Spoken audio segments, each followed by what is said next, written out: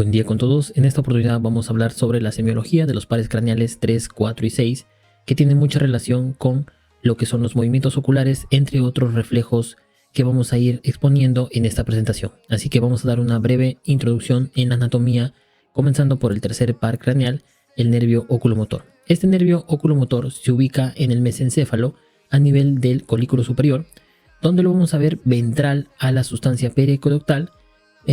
anterior a lo que es el agujero mesencefálico, donde vamos a tener dos núcleos. Se origina a partir de dos núcleos. El principal, que es el núcleo del oculomotor, y el accesorio, que es el núcleo de Edinger-Westphal.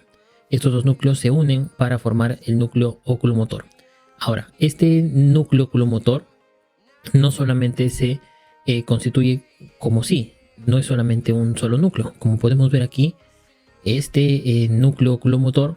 va a estar formado por diferentes subnúcleos, en los que resaltan el subnúcleo central, los subnúcleos laterales y uno muy importante, que es el subnúcleo medial. ¿Y por qué quiero enfocarme más en este subnúcleo medial? Como podemos ver aquí, la inervación, por ejemplo, de los subnúcleos laterales van a dar inervación a los diferentes músculos que ya vamos a ir exponiendo más adelante, pero hay que, resaltar que es una inervación homolateral, al igual que en el subnúcleo central, que tenemos una inervación bilateral hacia el músculo elevador del párpado, pero en el subnúcleo medial tenemos una inervación contralateral para el músculo recto superior, como podemos ver aquí, en donde vemos una decusación aquí que va hacia el lado contralateral a inervar el músculo recto superior, al igual que en este lado, como podemos ver, va a haber una inervación contralateral. Y esto es muy importante porque esto va a repercutir más adelante, como les voy a exponer, en los diferentes síndromes, en donde vamos a ver una afectación tanto homolateral por la afectación de los subnúcleos laterales y el central, pero también vamos a poder ver una afectación contralateral en el músculo recto superior por la afectación del subnúcleo medial. Y bueno, el núcleo accesorio de Edinger-Westphal vamos a poder verlo en la parte superior, que ya vamos a hablar a dónde va, ya que tiene una principal inervación parasimpática. Continuando con el tema de la anatomía, podemos ver de que el núcleo oculomotor ya vimos su origen real, que es el que ya les expuse en el mesencéfalo, pero va a tener un origen aparente, que es por donde sale, en el tronco encefálico. Y aquí podemos verlo en color verde, que sale por la fosa interpeduncular. La fosa interpeduncular, que podemos ver aquí a más detalle, encontramos de que los nervios del oculomotor salen tanto por la fosa interpeduncular hacia lateral, como podemos ver aquí en la imagen, y van a seguir su trayecto hacia la seno cavernoso, pero antes van a tener un trayecto importante y una relación muy importante tanto con la arteria cerebelar superior y la arteria cerebral posterior. Entonces, una afectación, un tumor o una afectación que pueda darse a este nivel también va a afectar a la arteria cerebelar superior y la cerebral posterior por su relación anatómica. Sigue su trayecto y vamos a ver de que el oculomotor, que podemos ver aquí, ya vimos su origen real por donde es, en la fosa interpeduncular, va a seguir su trayecto y va a atravesar la dura madre, llegando al seno cavernoso, haciendo un corte. De esta forma vemos que aquí, de forma, en un corte coronal, podemos ver los diferentes núcleos que pasan por el seno cavernoso. Aquí en lateral esta estructura podemos ver aquí el oculomotor. Luego podemos ver al troclear, al abducens, que está más medial, digámoslo así, la primera rama del trigémino, la segunda rama del trigémino y la tercera rama del trigémino. Pero como podemos ver aquí en lateral se ubican todos estos nervios que hay que tener en consideración, que el único que vamos a exponer más adelante, que va a ser el sexto, se ubica más medial. Pero bueno, siguiéndonos enfocando aquí en el oculomotor, vemos que está lateral a la arteria carótida interna, que podemos ver por aquí. Entonces sigue su trayecto, como pueden ver aquí, y va a llegar hasta lo que es el anillo tendinoso común o anillo de Sims. Este anillo de Sims va a alojar o va a estar, por dentro de este van a pasar el núcleo, va a pasar el nervio, del oculomotor y el nervio abducens, es decir, el tercero y sexto par craneal. Hay que tener en cuenta también, importante, que el cuarto par craneal, el nervio troclear, pasa por fuera del anillo de Zins. Pasa por la hendidura esfenoidal, sí, pero por fuera del anillo de Zins, que es una de las particularidades que ya vamos a ver más adelante en la exposición. Luego de esto, podemos ver aquí un gráfico, digamos simulado, en donde podemos ver el núcleo del tercer par craneal, que nace, como ya les dije, en, digamos, su origen real, a nivel del mesencéfalo, a nivel del colículo superior, pero luego vamos a ver de que su origen aparente va a ser en la fosa interpeduncular, dirigiéndose por la dura madre del seno cavernoso, atravesándolo, ya dividido en una rama, bueno, va a atravesar lo que es la hendidura esfenoidal, ya dividido en una rama superior que es más delgada y una rama inferior, que ya lo vamos a ver por qué es más gruesa la rama inferior y por qué es más delgada la rama superior. Y esto tiene que ver con su inervación a los diferentes músculos.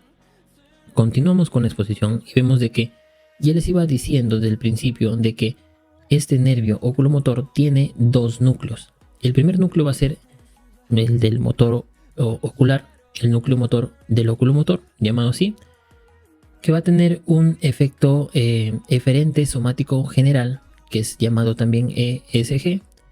Es un componente motor que va a inervar a los músculos extraoculares, excepto al oblicuo superior, que es inervado por el nervio cuarto par craneal troclear, y al recto lateral o recto externo, que va a ser inervado por el sexto par craneal. Ahora, el otro núcleo, que sería el accesorio, que ya les mencioné que es el de Edinger-Westphal, va a tener un efecto eferente visceral general,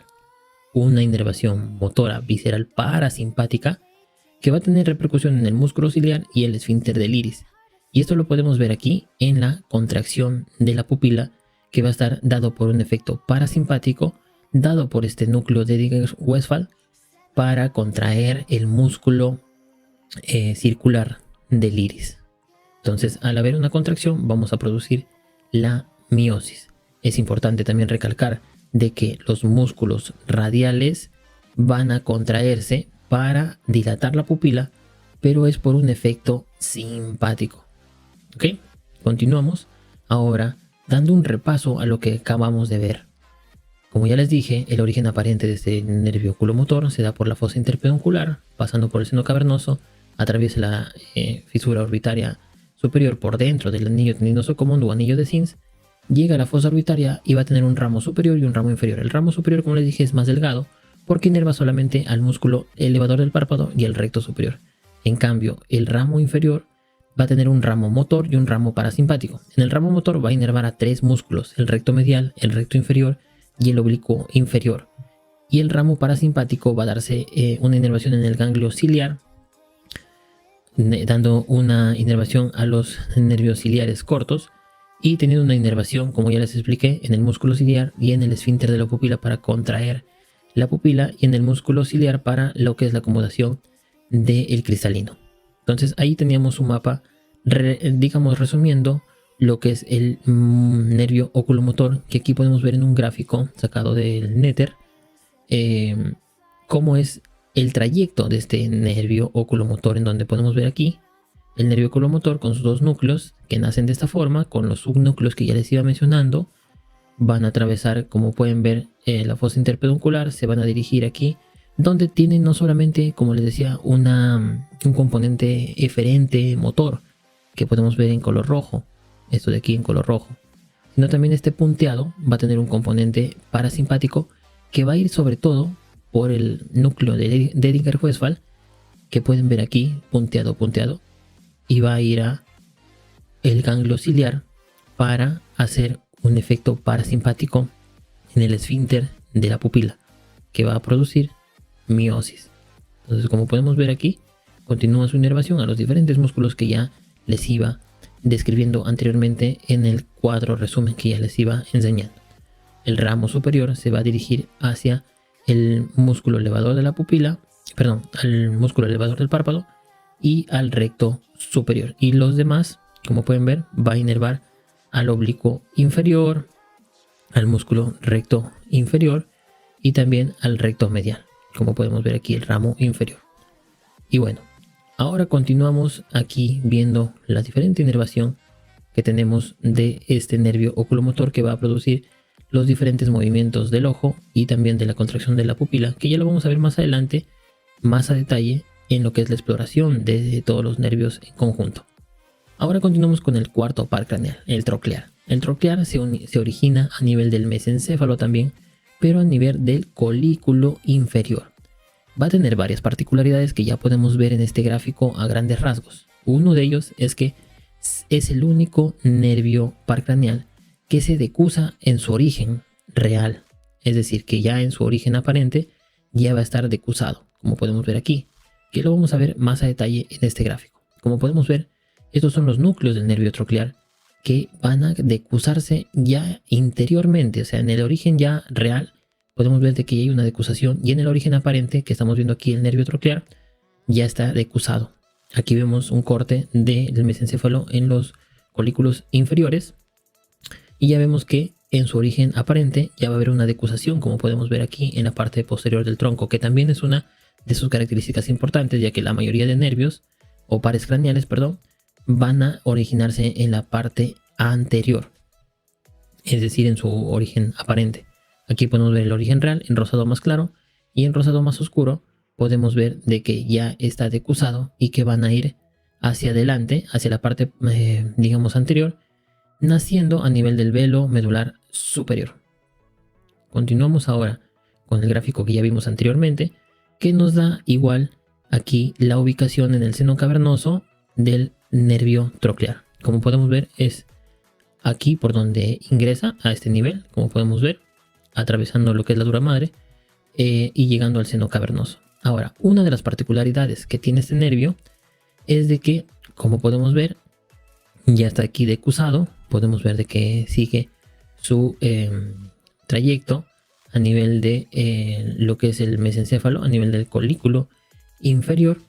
y va a continuar su trayecto inervando a lo que es el músculo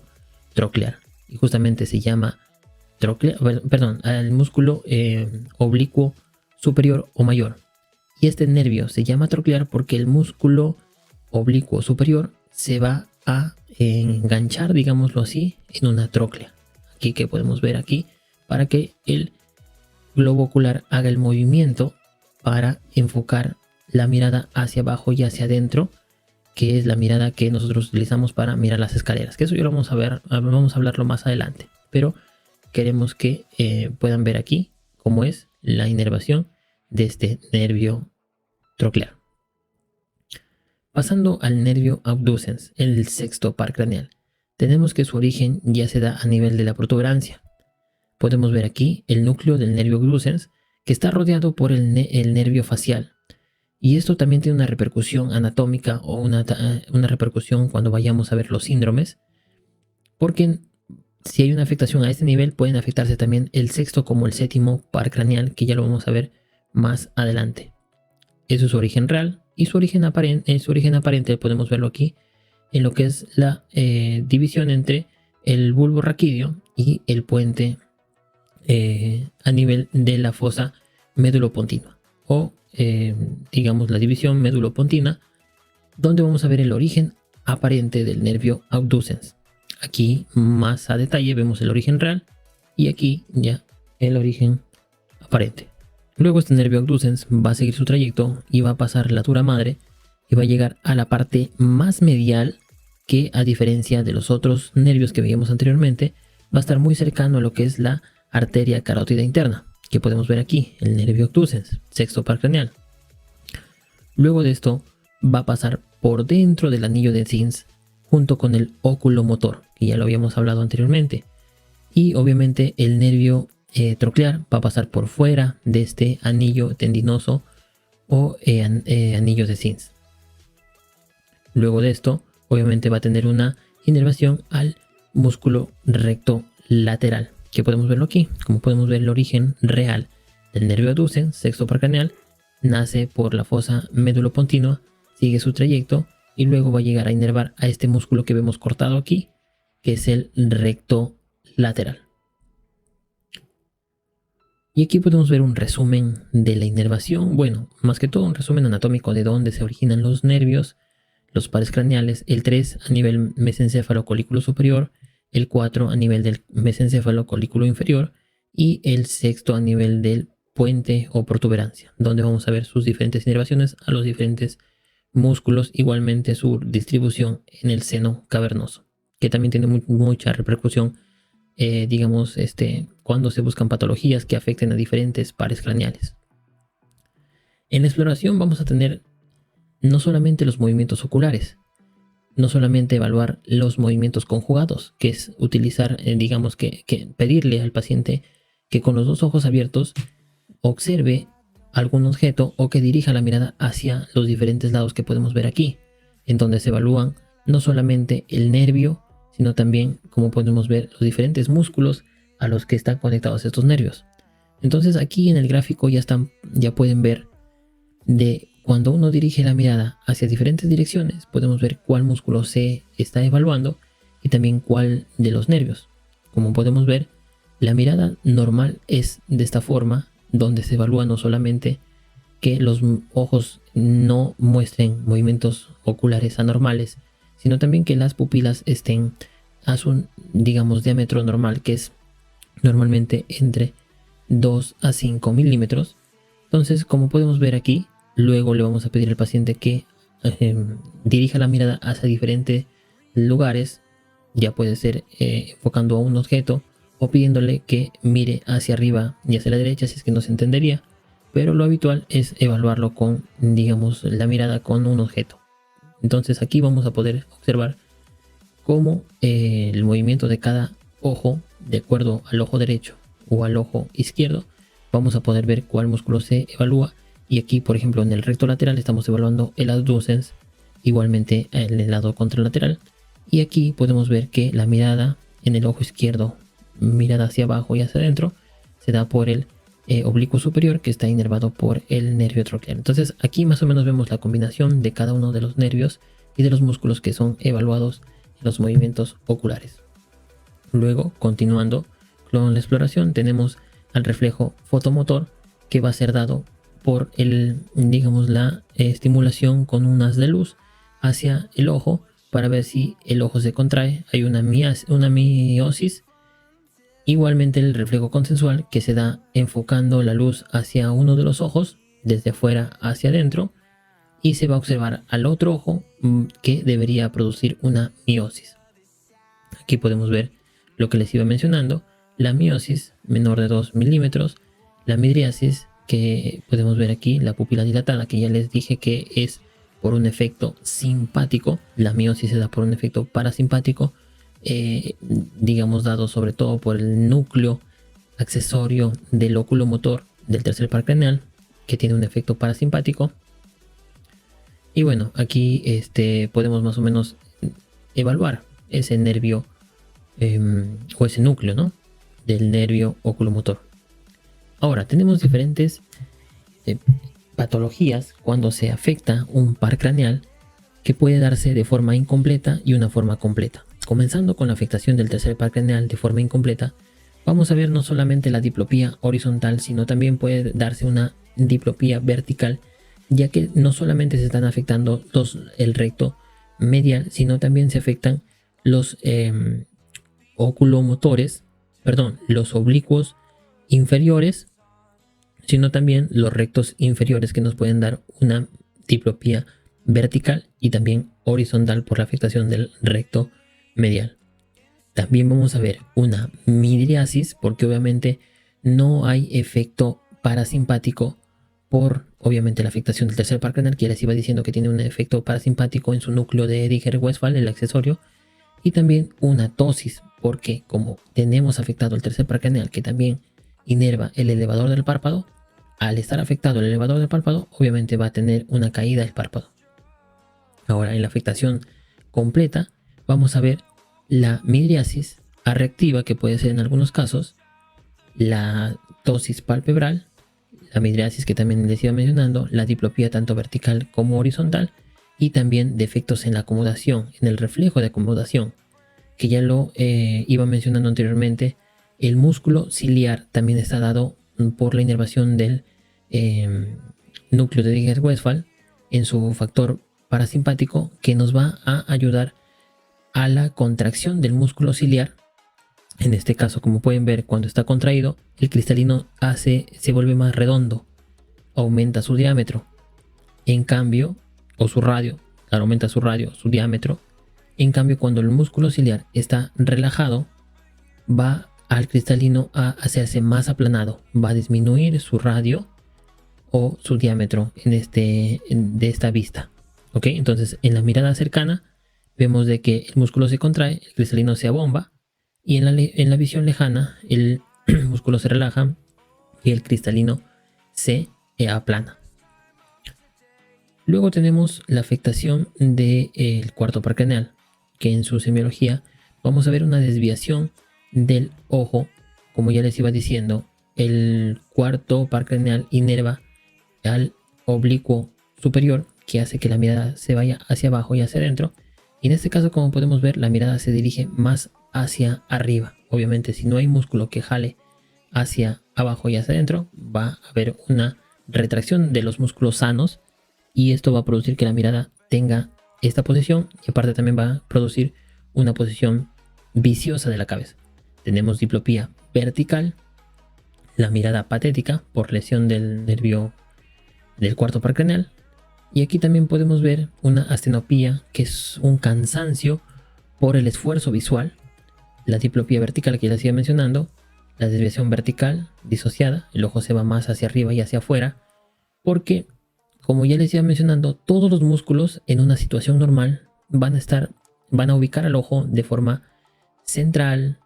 digamos ubicada en un eje central, porque todos los músculos están jalando hacia sus lados, porque están sanos. Si uno de estos se afecta, como es en el caso el que jala hacia abajo y hacia adentro, va a producir de que los músculos sanos jalen el ojo hacia el lado sano. Eso es más o menos para una explicación, digamos, rápida. Esta mirada que podemos ver, esta desviación, va a producir que hay una inclinación de la cabeza, una posición viciosa, en donde podemos ver de que el ojo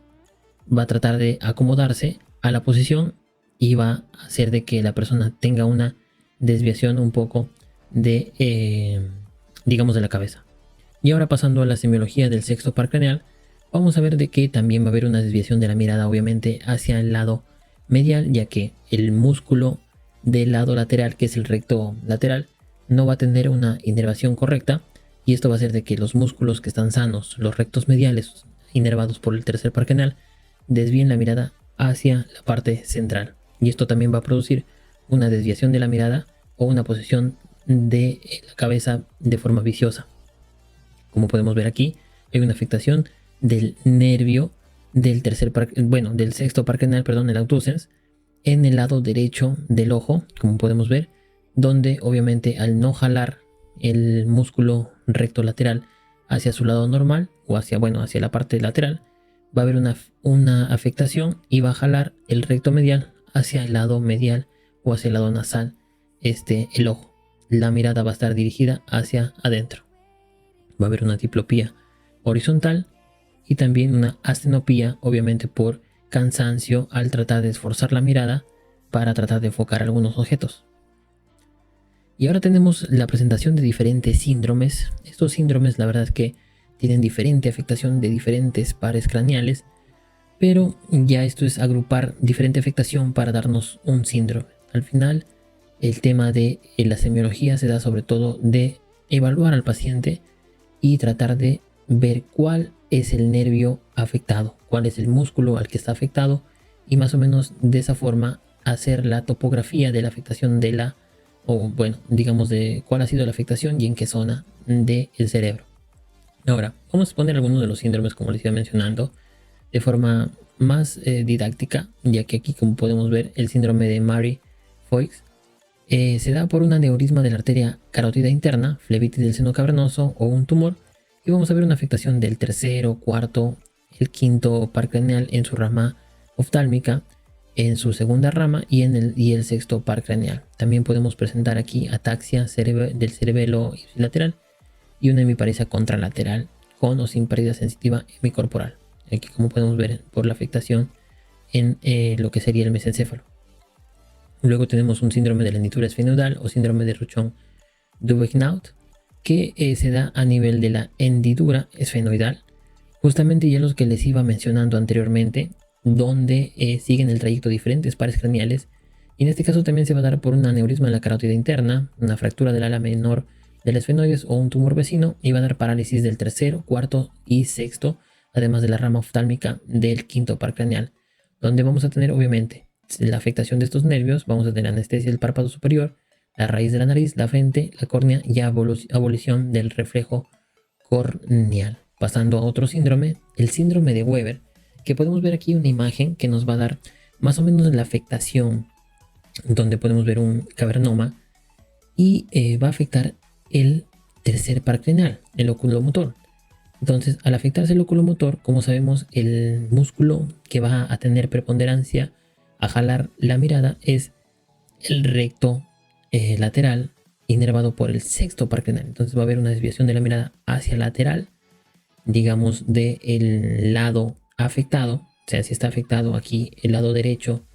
del mesencéfalo a nivel del colículo superior, donde nace el núcleo del oculomotor, va a haber una afectación y la mirada se va a dirigir hacia lateral del ojo derecho, donde está la lesión, en el lado derecho, pero va a haber una hemiparesia o hemiplegia contralateral por la decusación de los tractos a nivel de las pirámides, como ya sabemos, y va a producir esto, una hemiparesia, una hemiplegia del lado contralateral, y esto va a ser lo que caracteriza a este síndrome de Weber, como pueden ver aquí también explicado de esta forma, para que ustedes puedan ahí tomarle un pantallazo y más o menos leerlo, ¿no? Para que también se les quede más claro. Pero como ya les dije, mirada desviada hacia lateral, donde es la lesión, en el lado derecho, y en el lado izquierdo vamos a tener una parálisis, hemiparesia, hemiplegia del hemicuerpo contralateral. Luego tenemos al síndrome de Miller-Guber, que va a ser dado por una afectación no solamente del sexto par craneal, sino también del séptimo, que ya les iba informando anteriormente cuando expusimos el nervio abducens, de que nacía a nivel de la protuberancia, pero estaba rodeado por el séptimo par craneal. Y al haber una afectación aquí en la protuberancia, puede haber una afectación de ambos nervios, y también obviamente va a ser una hemiplegia o hemiparesia contralateral respecto a la lesión. Es decir, que vamos a tener una afectación ipsilateral de los nervios, tanto sexto como séptimo, pero va a haber una afectación contralateral, ya sea una hemiparesia o una hemiplegia, por obviamente el decusamiento a nivel de las pirámides, que va a caracterizar, por ejemplo, a este síndrome de Miller-Guber por una parálisis facial ipsilateral a la lesión y una hemiparesia, hemiplegia contralateral a la lesión. También, obviamente, también una lesión del sexto par craneal ipsilateral a la lesión. Y en sí tenemos un montón de o muchos síndromes que podrían describirse, como por ejemplo aquí el síndrome de la vaina tendinosa de Brown, el síndrome de Moebius, etcétera, que sería la exposición muy larga. La verdad es que la combinación de tantas afectaciones, tantos nervios, parálisis de diferentes nervios, entre otros, nos dan muchos síndromes, pero ahí les dejo más o menos esta tabla para que ustedes se den cuenta de que hay muchas combinaciones que se pueden dar de acuerdo a los nervios craneales. Y por último, ya para finalizar la exposición de lo que nos estamos centrando en la semiología, vamos a ver cuáles son las etiologías que podrían darnos estos síndromes o estas afectaciones. En sí tenemos a un evento isquémico dado por una embolia o por un coágulo, una placa de ateroma, que obviamente se dan en los SBs isquémicos. También tenemos la afectación que puede ser autoinmune, puede ser bacteriana, puede ser viral, que pueden afectar también estos a nivel de estos ubicaciones que ya les iba mencionando anteriormente. Luego también tenemos la diabetes, que también puede dar una afectación de estos núcleos o el trayecto de los nervios, obviamente dados por unas polineuropatías que pueden darse por esta enfermedad metabólica. Deficiencia de vitamina, que se describe sobre todo la B1, un hematoma, un TEC, una masa aparte, que puede ser también, por ejemplo, un tumor que pueda comprimir algunas de las zonas, ya les iba mencionando anteriormente, por ejemplo en el trayecto del tercer par craneal, que está muy cercano a las arterias cerebral posterior y a la cerebelosa superior, que un tumor a ese nivel podría no solamente afectar a los vasos, sino también a los nervios oculomotor o cualquiera de los que les acabo de mencionar. Y finalizando con esto, llegamos aquí al agradecimiento por la atención prestada. No olviden que si les gustó esta presentación, dejen su like y sobre todo suscríbanse al canal para seguir subiendo contenido que nos ayude entre todos. Al final, si es que yo me he equivocado o he dado algún dato de repente erróneo o tienen alguna información de complementar esta exposición, no olviden colocarlo en los comentarios. Lo que yo estoy tratando con este canal es de que todos tengamos una ayuda didáctica para seguir educándonos, teniendo más información con sus referencias bibliográficas para educarnos y tener más conocimientos adecuados. Entonces espero que les haya gustado. Muchas gracias. Nos vemos en la próxima presentación.